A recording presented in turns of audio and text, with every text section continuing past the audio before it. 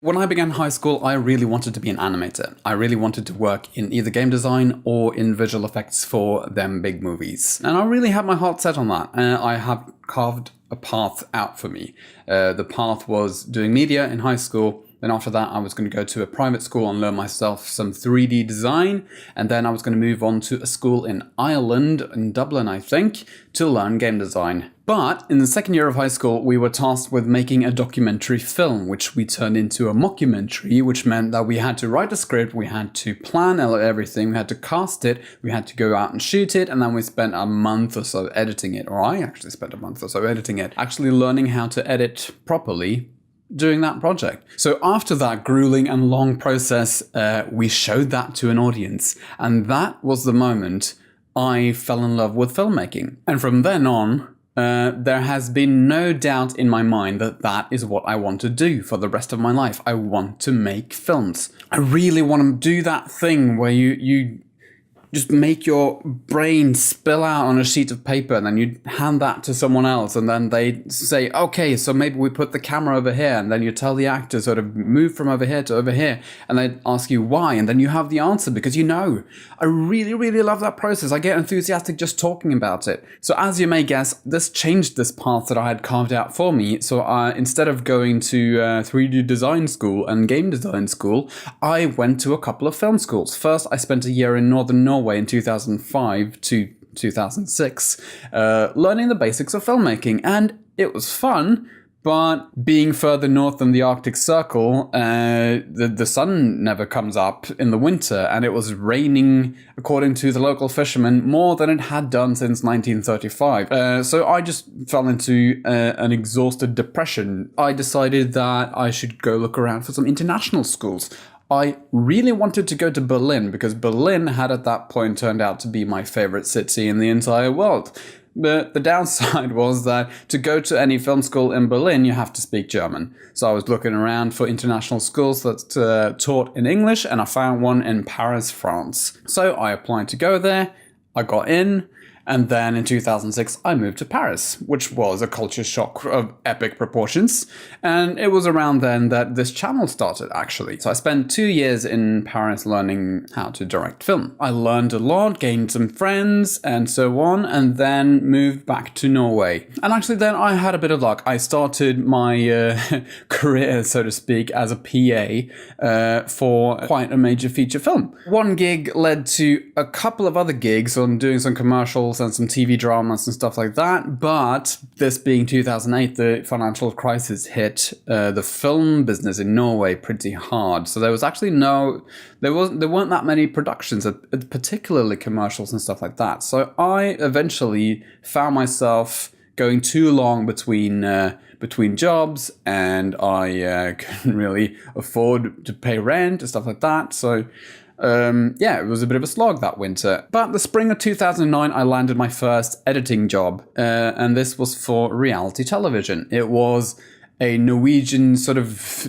different version of Come Dine With Me, but with Norwegian celebrities. And I did that for a while, and everything was good. I was moving my way up the ranks. But the thing is, once I got that job in television, in entertainment television, call it that, I could never get back to doing TV dramas or feature films and stuff like that, because anytime they would call me, they needed someone next week or 2 days from now or something like that. And I was then on, 3, 4, 5 month contracts. So I couldn't really just throw everything up in the air and go running to make films. So anyway, I worked on that TV program for 3 years, I think, and I got really, really depressed because I felt like I wasn't doing anything with my life. I was just sitting in the editing room and editing people making dinner for each other and talking about nonsense for days upon end. Eventually, I actually spent most of my work days playing Minecraft or being on Facebook, and then I would,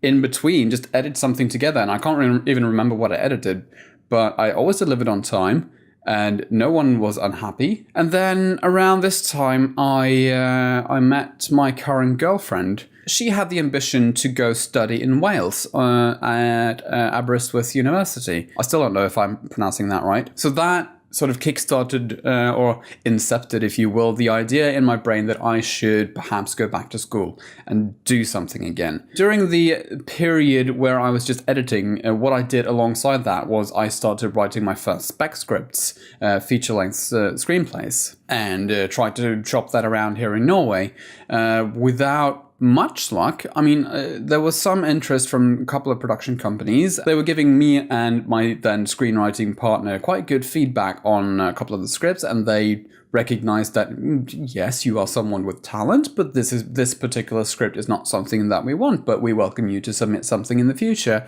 or pitch us ideas and so on.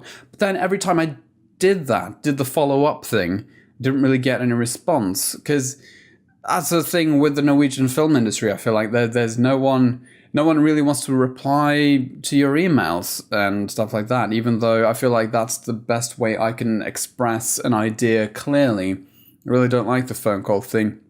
I do it from time to time, but I don't like it. Anyway, so I realized through writing and learning that skill and trying to get better at that, I realized that if I am to direct anything, I need something to direct. No one else is going to write something for me and then I can take that and make it into a film. That is unlikely. My idea was that I am going to go find a screenwriting program, and I find the MA Creative Writing program at City University, which was in the middle of London, and it felt central to the environment that I wanted to be in. And my thought was that if I am in London, I would be closer to the industry that I could potentially work in, be that either with theatre, because London has, the world's largest stage, so to speak, and to all the film studios around London. And I got in, and I was intent on spending my time there writing as much as possible, because then I would have 2 years full time where I could just write. And that was good. That is probably my best decision in my life, was to do that. My first time around, when I was in Paris, I was very bitter and very angry and very sort of fed up with the school, because I felt like I had paid so much money to go there, and the school didn't really provide me with the knowledge that I felt like I needed. I felt like I learned much more from working on the other students' short films and stuff like that, and didn't really sort of see what I was doing there. But then in retrospect, I sort of realized that I didn't really take advantage of my time there. And this isn't actually that rare a thing. I had a brief conversation once with Joachim Trier, the director of Louder Than Bombs and the upcoming Thelma, about his experience with London's National Film and Television School, because he went there. And he could tell me that he basically had the same experience, that while he was there, he was very ambivalent to the school, didn't really feel like he was getting what he wanted out of the school. But then in retrospect, he realized that he had learned a lot from just being there, being in the environment and working on stuff. So I went to London with that in mind, that I know going in here that I'm not going to agree with every teacher. I'm not going to be happy with certain aspects of how they want us to do storytelling and stuff like that. So I decided to go in to just be a sponge with a shell, if that kind of makes sense. I would suck in and every bit of knowledge that I felt like I needed, and I would just ignore anything else. And I really think that was the good way to go, because I felt like, even if you had like a 2-hour lecture and it was boring as hell, there would more frequently than not be like a sentence or maybe just like a word or whatever that clicked and inspired me and said, oh yeah, that is a brilliant way to do it. I will try that. And it enabled me to, spend those 2 years just writing. Whereas many of my classmates, they spent those 2 years writing one script, because that was our thesis for the MA. I wrote 3. You may say that's overdoing it, but just kept the ball rolling and watched so many films. Went to the cinema every weekend, and it was just great. It was really, really great. But most importantly, the script that I went to London to write, I knew that it would be challenging, because it was one of those things that I very tried to be clever about this, very sort of cynically tried to make into a project that I could easily get made. So my idea was to do like, remember Buried? Ryan Reynolds in a box? That's the entire film. Remember Cube? 4 people in basically a set consisting of maybe 4 cubes in different colors. You can just change the colors around. Trying to make sort of like, this is a studio production that you can just build in a warehouse somewhere, and you could spend a couple of weeks or a month maybe shooting that, and that would be the movie. Right. So when I had finished that script, it felt like, okay, now is the time to try to send that out into the world. So I started writing query emails, and I sent that out, and I sent them out, and I sent them out, and I sent them out. First to every single production company I could find in the UK, that's about 200. And then I started sending them to production companies in the US, 100 companies at a time. During my last year at uni, I really wanted to stay in London and to work in London. But the thing is that I couldn't actually get a job. I sent out so many applications for editing jobs and stuff like that. And I got one interview for an unpaid short film, and I didn't get it. So that was depressing. But what are you going to do? I moved back to Oslo, and I kept sending out them emails. And then after sending out, I believe the count now is at 974 emails, one company optioned it, like I have mentioned. And that was the best bit of good news. I spent maybe a year talking to them before they actually optioned it. And now it's been another year, and that option is about to expire. So, but what are you going to do? And meanwhile, I feel like anything that I have made in terms of music videos and short films, however proud I am of the products themselves, they don't really lead anywhere. They don't get into festivals.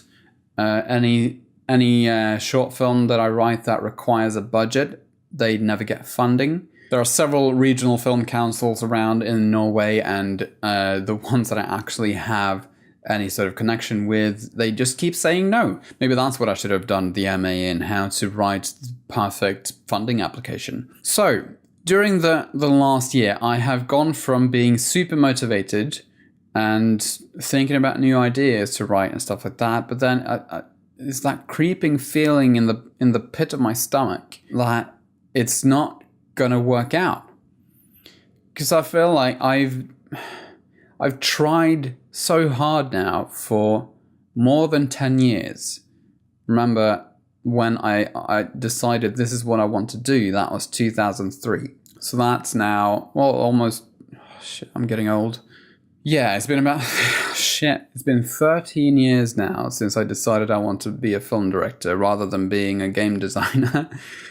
And for the past year, I've gone from being super excited about, writing more things and getting something off the ground, meanwhile waiting for the optioned property to, get off the ground. But then it never did. And I don't really understand what happened there, because they're not talking to me. So it's really annoying. I get more and more sad, and I have less and less energy for stuff like that. And the past, I guess, 3 months or so, I've been trying to sort of figure out, okay, how can I do this without relying on anyone else? How can I make a film or a project or do something creative, storytelling, and get it out into the world? I have tried to convert the script that I wrote the first year in London into a novel, because a screenplay is not a finished product. A movie is a finished product that starts with a screenplay. You can't sort of publish, you can publish a screenplay, but no one's going to buy it, no one's going to read that, because that's not the product. The novel is one idea to create something, and the other thing is it all comes back around to animating and to game design. And that, of course, has a lot to do with the fact that I've spent this entire last year with 2 friends of mine just playing video games and making YouTube videos of that. And through all of that, we have gotten to know other YouTubers, and one of them also likes to animate and to do projects. And my conversations with him always revolve around, creativity. We talk about different animation projects, and he does a lot of animation for his channel, and it's all very inspiring because he shows me that if you just sit down and do it, you can get things done. So lately, I guess the past 3 months or so, I have been thinking a lot about sort of, okay, which of these short films could I make into an animated short film? Because if I can't get the funding to do sort of a small science fiction short film, then it's not going to cost me anything to draw it and to animate it. It's going to cost me time. It's going to take loads of time, but it's doable.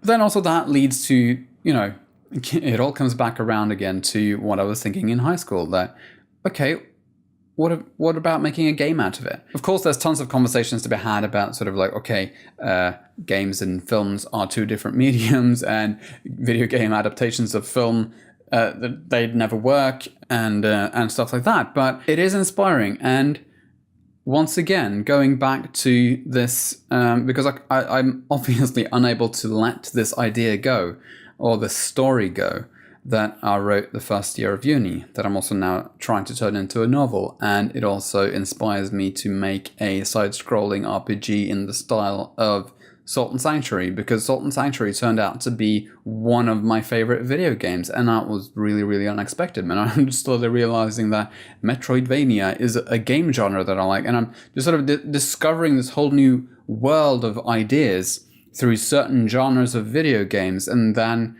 that sort of, goes back around to, okay, maybe I should make a video game. So, thinking now that because I can never ever get anything done with my so-called filmmaking career, I'm going to step back from that. And it hurts me on the inside to just say that, because I feel like I can't give up.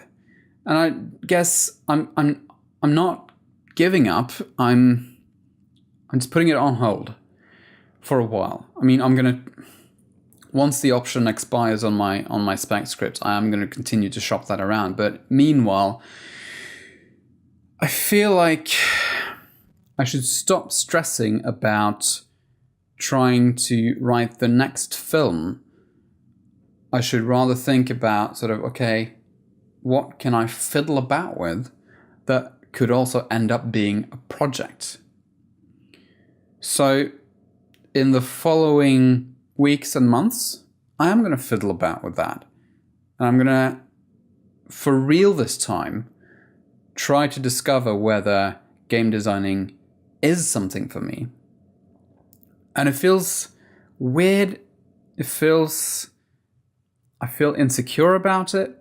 And I feel a slight bit of fear, but I also feel a lot of enthusiasm about it. And, I'm trying to research now sort of what is the best approach, which game engine should I try to use, how much programming do I have to do, and stuff like that. But, I do know a bit of programming. I have made mini games in Flash and stuff like that. I do have the ability to make crude drawings. I have a little pen tablet that I can draw with. And, I have animated. I have made mock-ups of little games before. And I know storytelling. So I feel like the transition is just like learning a new set of tools, but also applying all of the tools that I have brought with me through this attempt at a film career. And yeah, like I said, I'm not, I don't feel like I should give up on the filmmaking stuff, but I feel like maybe it is time to try to do something else and see if maybe this process will be more fulfilling.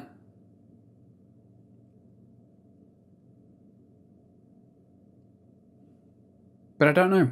So yeah, I've gone on for quite a long time because I had a lot on my mind. But that is really the story so far. And I guess also the first time I have really opened up to you guys. So thank you. Thank you for listening. And I'll see you next week, where I'm probably going to talk about, you know, game designing, I guess. Maybe? Bye.